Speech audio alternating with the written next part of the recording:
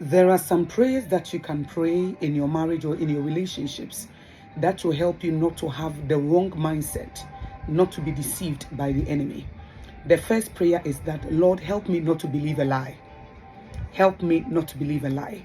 When you read 1 Chronicles chapter 21 verse 1, the Bible says Satan moved against Israel and incited David to count the people of Israel. So Satan moved against Israel, but what? He used David. So the thought that came into David's mind to count the people of Israel was a thought from the camps of hell. But he thought it was his own mind, it was his own thoughts, it was his own pride or ego. But it was a trap from the kingdom of darkness. Lord, help me not to believe a lie.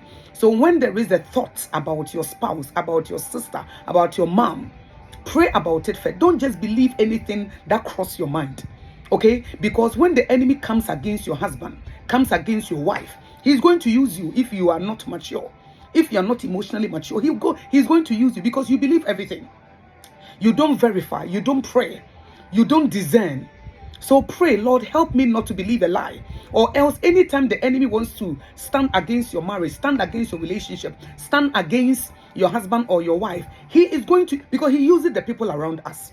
So when he stood against Israel, okay, he incited David.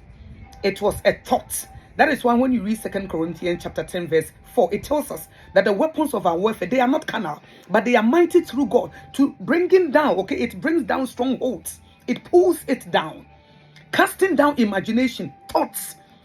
So it is not everything that comes into your mind that is true. So pray, say, Lord, help me not to believe a lie. So the enemy can drop a thought that your husband did this because your husband is cheating. Your wife did this because your wife is cheating. And then you start making assumptions. You start making assumptions, perceiving wrong things. And you are believing a lie. So pray that prayer. Father, help me not to believe a lie. Help me not to be deceived. Help me not to make wrong assumptions. Assume that because he did this and all that. Because assumptions are very powerful. Things can, coincidences.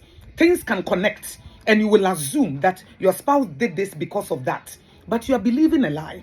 So pray and say, Lord, please help me not to believe a lie. Help me not to be deceived. Okay? Help me not to assume things. Because sometimes you can sit down and assume and connect things, connect dots.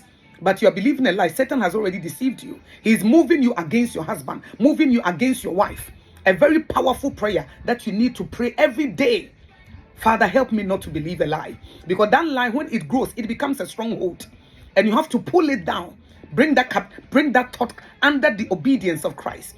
If you are not thinking something good about your husband or about your wife, then it means that you are on the wrong path. Because the Bible tells us that we should think about things that are good, that are of good report, things that are noble, things that are true. So whatever that you are believing, it may be a lie. So one powerful prayer, Lord, help me not to believe a lie. Help me not to be deceived.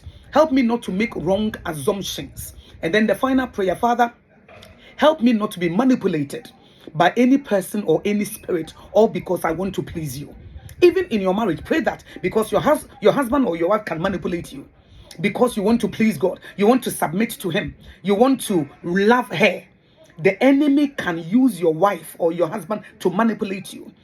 Okay, so pray, Lord, because I want to please you, please help me not to be manipulated by any person, including my husband or my wife.